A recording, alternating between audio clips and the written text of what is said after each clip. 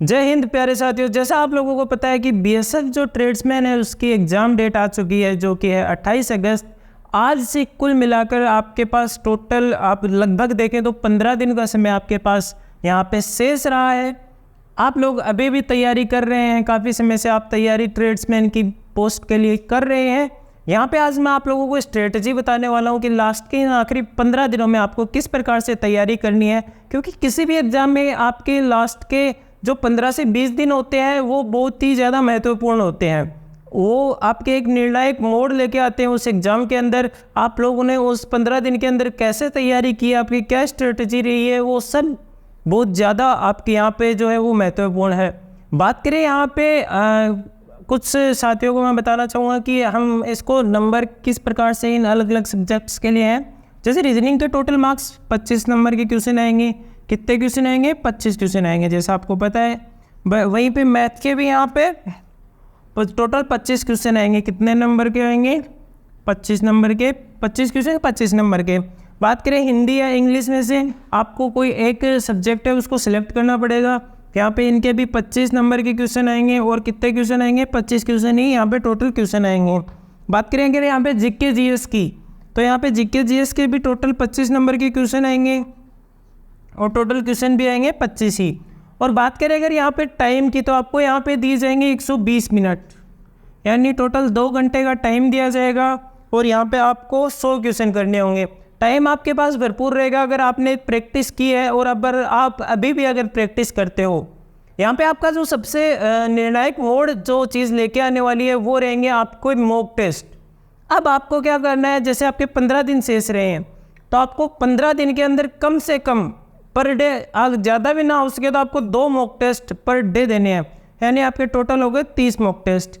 इस mock test देने का आपको एक इसके अंदर विशेष ध्यान रखना है, क्योंकि नेगेटिव मार्किंग नहीं है। तो यहाँ पे आपको क्या करना है, अगर आपको जो क्वेश्चन आते हैं उन्हीं को करना है, आपको इसमें तुक्के नहीं लगाने हैं। मॉक टेस्ट में तुक्के लगाने से आपका कोई फ़ायदा नहीं होने वाला, क्योंकि मॉक टेस्ट उस चीज़ के लिए होता है कि हमें पता लगे कि हमारी क्या कमी है, हम कैसा पढ़ रहे हैं। उसके लिए हम यहाँ पे मॉक टेस्ट देते हैं। आपको मॉक टेस्ट देना है जिससे आपको ये पता चल जाएगा कि आपके कौन से टॉपिक क्लियर नहीं है, कौन से टॉपिक में आपको और पढ़ने की ज़रूरत है। उन टॉपिक्स पे आपको ज़्यादा फोकस करना है फिर।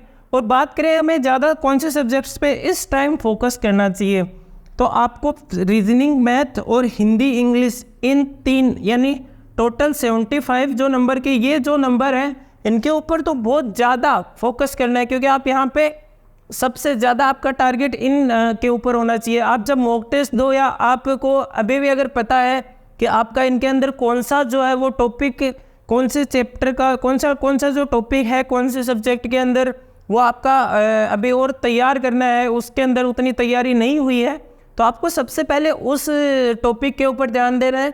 बात करें यहाँ पे जीके जीएस का, क्यों इसके ऊपर अब आपके पास टाइम नहीं है बहुत ज़्यादा फोकस करने के लिए, क्योंकि इसका एक वाइडर रेंज हो जाता है सिलेबस का। इसके अंदर आपकी साइंस भी आती है, आपकी हिस्ट्री, इसके अंदर आपकी पॉलिटी, आपकी ज्योग्राफी, बहुत ज़्यादा वाइड रेंज हो जाती है।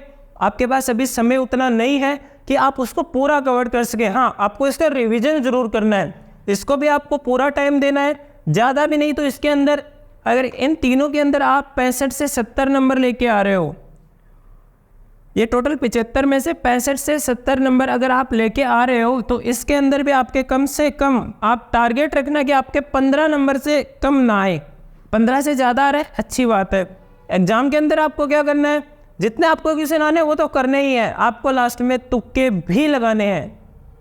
तुक्के भी लगाने हैं। वो मैं क्यों बोल रहा हूँ, क्योंकि वहाँ पे नेगेटिव मार्किंग नहीं है। अगर आपका सही होता है तो आपको वहाँ पे प्रॉफिट होने वाला है।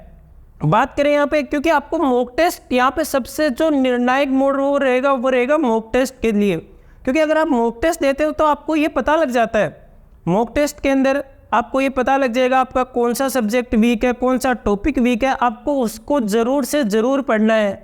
और आप अब ही से जो है वो पढ़ाई का जो टाइम है उसको बढ़ा दीजिए। अगर आप यहाँ पे रीजनिंग के लिए 2 घंटे दे रहे हैं तो उसको 3 घंटे कम से कम कर दीजिए। और अगर आपका 3 घंटे तो कम से कम आपसे देना ही है।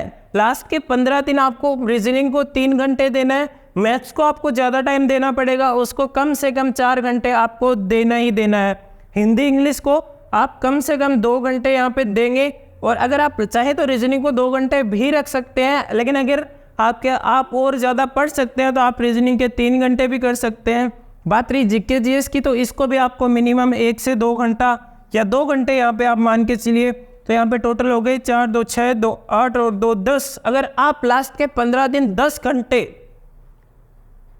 अपनी ज़िंदगी के पर हर दिन के 10 घंटे आप इस भर्ती के लिए दे सकते हैं, क्योंकि आपके लिए जॉब लगना आपको खुद को पता है कितना इम्पोर्टेंट है। और अगर आप अपनी किसी इम्पोर्टेंट चीज़ के लिए अगर दिन के 10 घंटे मात्र 15 दिन, क्योंकि लास्ट के 15 दिन बचे हैं, आप सबको पता है, और ये 15 दिन आपके लिए कितने निर्णायक रहने वाले हैं। अगर आपने रोज़ के 10 घंटे दिए तो आप जब एग्ज़ाम देकर आएंगे तो आप खुद कहेंगे कि हमारे लिए वो 15 दिन कितने ज़्यादा सही साबित हुए हैं।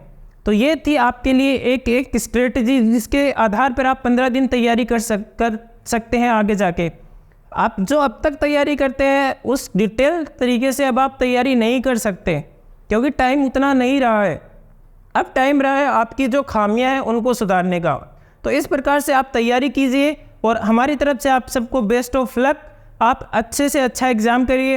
अगर आप चाहते हैं कि हम ऐसे कुछ टॉपिक्स जिनके ऊपर हम क्लास डालें यहाँ पे, तो आप नीचे कमेंट बॉक्स में कमेंट कर सकते हैं। या कुछ ऐसे टॉपिक्स जिनके ऊपर कुछ ज़्यादा क्वेश्चन नहीं होते, हर टॉपिक से कुछ इंपॉर्टेंट क्वेश्चन होते हैं, उसी के बेसिस पर पूरे जो है एग्ज़ाम्स के अंदर क्वेश्चन आते हैं। क्योंकि लगभग जो एग्ज़ाम है उनका जो क्राइटेरिया है वो एक जगह तक सीमित रहता है कि उसी क्राइटेरिया के अंदर जो क्वेश्चंस आते हैं उसी से वो क्वेश्चंस इनके अंदर आते हैं। बीएसएफ हो गया, सीआईएसएफ हो गया, आईटीबीपी हो गया, इनके एग्ज़ाम्स में एक क्राइटेरिया है, उसी के अंदर से वो लगभग क्वेश्चंस आते हैं। तो अगर आप चाहते हैं किस सब्जेक्ट के लिए चाहते हैं वो क्वेश्चंस हम अपने इस चैनल पर डालें, आप नीचे कमेंट बॉक्स में कमेंट कर सकते हैं। और अगर आप उन सब वीडियोज़ को देखना चाहते हैं, किसी भी नई भर्ती से रिलेटेड आप नोटिफिकेशन प्राप्त करना चाहते हैं या जानकारी जानना चाहते हैं, तो आप हमारे इस चैनल को सब्सक्राइब कर सकते हैं। और अगर आपको हमारी ये जानकारी पसंद आई तो आप हमारे इस वीडियो को लाइक भी कर सकते हैं। धन्यवाद।